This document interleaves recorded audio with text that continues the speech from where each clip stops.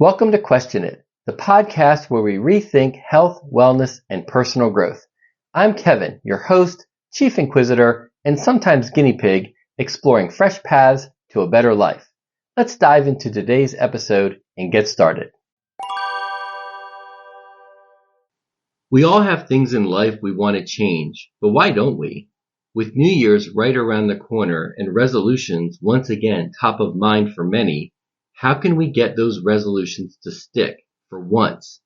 Today we're using Google's Notebook LM to unpack a previous episode I shared about the comfort zone, stretch zone, and panic zone, how we're always operating in one at any given time, and in which zone is where life's magic happens. All right, let's get to it. All right, so you know that feeling, right, when you're about to do something new and exciting, but like also terrifying? Oh, yeah. That's kind of what we're diving into today. Yeah. Like the zones we operate in and how to make the stretch zone like your best friend. Oh, I like that. To help us unpack this, we're going to turn to Kevin Strauss, host of the Question It podcast. Okay, yeah. And he's got this awesome story about a NLOS expedition, National Outdoor Leadership School. NLS, yeah. Yeah, for the outdoor enthusiast, and it really brings these concepts to life. I love those guys. So Strauss talks about these three zones that we all operate in: comfort, stretch, and panic. Makes sense. And his NLS adventure is a perfect illustration of this. So cool. Before the trip, he was freaking out about bonking, like hitting the wall energy-wise. Yeah. Chafing, even go to the bathroom in the woods. Oh, totally. All very valid concerns. Especially the chafing. Oh, yeah. I've been there. And these pre-trip jitters are a great example of what he calls the fear barrier. Not a fear zone? It's not a fear zone, which is interesting. That's really important. Yeah, it suggests that we're stuck there. Right? But it's a barrier that we need to push through to reach the stretch zone. I love that distinction. Yeah, it's like a mental hurdle we create. Totally. And here's the thing, the more we push through that barrier, the smaller it becomes. Exactly. In the future. I love that. It's pretty cool, right? That is cool. Now, Strauss argues that we're not inherently averse to change. Like, we change clothes daily. Right. We adapt to weather shifts. Every day. Right? It's the changes that feel imposed on us that trigger that resistance. The ones outside our control. The ones outside our control, exactly. Yeah. Because those disrupt that sense of security we get from our comfort zones. Makes sense. But Strauss emphasizes that the more something matters to us, the more discomfort we'll tolerate to achieve it.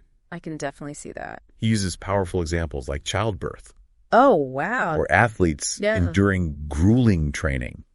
Oh, yeah. They're choosing that discomfort because the reward of family, a gold medal, is worth it. Right. And it highlights this crucial point.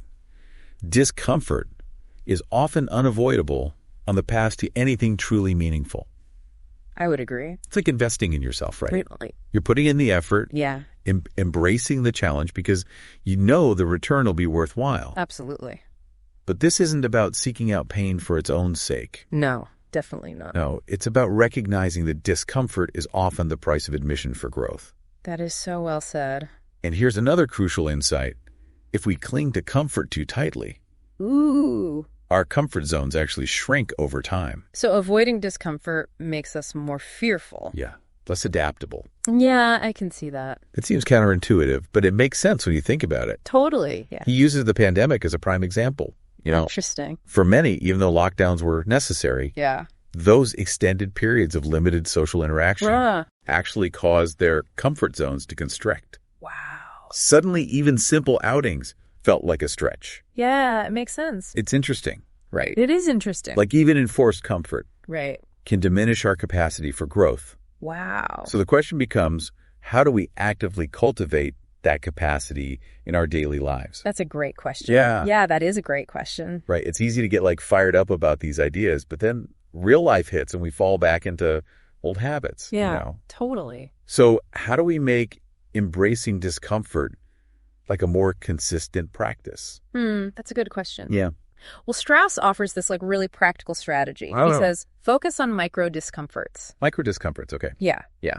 So instead of trying to make these massive leaps outside your comfort zone, you start with small, manageable challenges. Okay. So instead of quitting your job tomorrow to start a business. Right. You might start by like networking with people in your field or Exactly. taking a course to learn a new skill. Yeah, and each time you navigate one of these micro discomforts, you build confidence. Right. And that fear barrier we talked about starts to feel less daunting. Oh, interesting. It's like you're building up a tolerance for discomfort. Okay. Which makes taking on bigger challenges down the line so much more achievable. Yeah, that makes sense. It's like when I finally started going to the gym. Okay. I didn't push myself to the limit on day one. Right. I eased in, gradually increased the intensity and duration over time. Yeah, smart. And now those initial hurdles feel like a breeze. Totally a perfect example. Yeah. And it illustrates another important point that Strauss makes. Okay. It's not about becoming fearless. Right. It's about building our capacity to manage and even leverage that discomfort. He encourages us to reframe our relationship with it. Okay. To see it as a signal for growth, not a threat. So instead of viewing discomfort as something to avoid at all costs, we should see it as a sign that we're on the right track, pushing our boundaries and expanding our potential. Yes, exactly. I like that. And as you lean into those micro discomforts more often, you'll start to notice that stretch zone is becoming more comfortable. Okay. And your comfort zone is expanding to encompass what was once challenging. It's like a dynamic process of continuous growth. It is. Yeah, it's reminding me of that saying, get comfortable being uncomfortable. Right. Seems like a contradiction. But the more we expose ourselves to discomfort, the more we realize it's not something to fear, but rather a necessary ingredient for progress. I love that. So well said. Now, what's fascinating is that Strauss extends this concept beyond just the individual level. Oh, wow. He suggests that it applies to societies as a whole. Interesting. He argues that if we as a culture become too fixated on comfort and security, yeah, we risk stagnation and reduced adaptability. So are you saying that even on a collective level, we need to embrace discomfort to evolve and thrive? Precisely. If we constantly shield ourselves from different perspectives, avoid difficult conversations, or shy away from challenging norms, we limit our capacity for growth, innovation, and progress. Makes sense. We need those diverse viewpoints, those moments of friction to spark new ideas and solutions. Right. Without the discomfort of questioning the status quo, how can we ever hope to create a better future? Exactly. And it all circles back to the importance of operating in the stretch zone, both individually and collectively. Okay. That's where the real learning and growth happen. Right. It's where we push beyond our perceived limitations and discover new possibilities. I'm really getting a whole new perspective on the value of discomfort. Me too. It's not something to be feared, but rather embraced as a catalyst for progress. And that brings us to a crucial point. How do we make the shift from fearing discomfort to leveraging it as a tool for growth?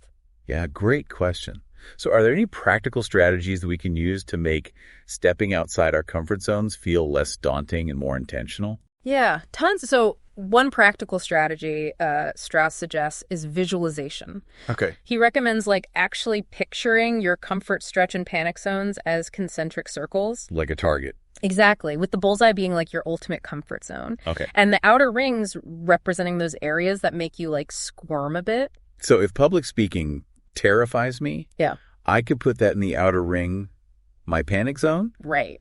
But maybe striking up a conversation with a stranger at a networking event sits more comfortably in my stretch zone. Yeah. Challenging, but not paralyzing. Exactly. And as you intentionally engage in activities within that stretch zone, you'll find that circle expanding and your comfort zone growing along with it. So it becomes a visual representation of our progress. It does, yeah. I like that a lot. Another powerful technique that Strauss emphasizes is reframing our self-talk. Oh. So instead of saying, I can't do this, right, try shifting to, this is going to be tough, but I'm going to learn and grow from it. It's about replacing that voice of fear and self-doubt with one of encouragement and resilience. Yeah, you become your own cheerleader. Yeah. Nudging yourself forward even when it feels uncomfortable. We need more of that, for sure. And beyond mindset, remember the power of community. Yeah. Surround yourself with people who champion your growth and challenge you to step outside your comfort zone. Yeah. It's like having a supportive crew to cheer you on when you're attempting that challenging climb. Right, exactly. Their encouragement can make all the difference. Especially when the doubts start creeping in. Oh, for sure. Strauss also highlights the importance of celebrating wins no matter how small. Okay. Each time you successfully navigate a stretch zone experience, Take a moment to acknowledge your courage and resilience. Like giving ourselves a pat on the back. Yeah, exactly. For being brave enough to step into the unknown. Reinforces that positive association with discomfort. Yeah. And makes it more likely that you'll continue pushing those boundaries. But it's important to remember that growth isn't always a smooth upward trajectory. Totally. There will be setbacks. Yeah. There will be moments when you fall back into old habits. It's like learning any new skill. Yeah, it is. You're going to stumble. You're sure? You might even fall flat on your face a few times. Totally. The key is to not let those setbacks discourage you. Right. It's about getting back up, learning from the experience, and continuing to move forward. So as we wrap up this deep dive into Kevin Strauss's insights, what's the key takeaway you want our listeners to hold on to? I think the most important thing is you have more agency over your comfort zone than you realize. Okay. It's not fixed. Right. It expands and contracts based on how often you choose to venture beyond its borders. So it's about actively shaping our relationship with discomfort, viewing it not as a barrier to be avoided, but as a catalyst for growth, a springboard to a more expansive and fulfilling life. Couldn't have said it better myself. So on that note, let's leave our listeners with one final thought to ponder. If, as Strauss argues, a willingness to embrace discomfort is vital for individual growth, what implications does this hold for society at large? Could it be that our collective aversion to discomfort is hindering our progress in addressing complex challenges? Something to consider as you continue exploring these ideas. Thanks for joining us on this deep dive. Which zone are you most often operating in? Is that where you want to be? Have you noticed your comfort zone collapse over time? I know mine has, in more areas than I care to admit. The bigger question is, what in your life do you really want to change? What matters to you so much that you're willing to embrace the suck and venture into the stretch or growth zone?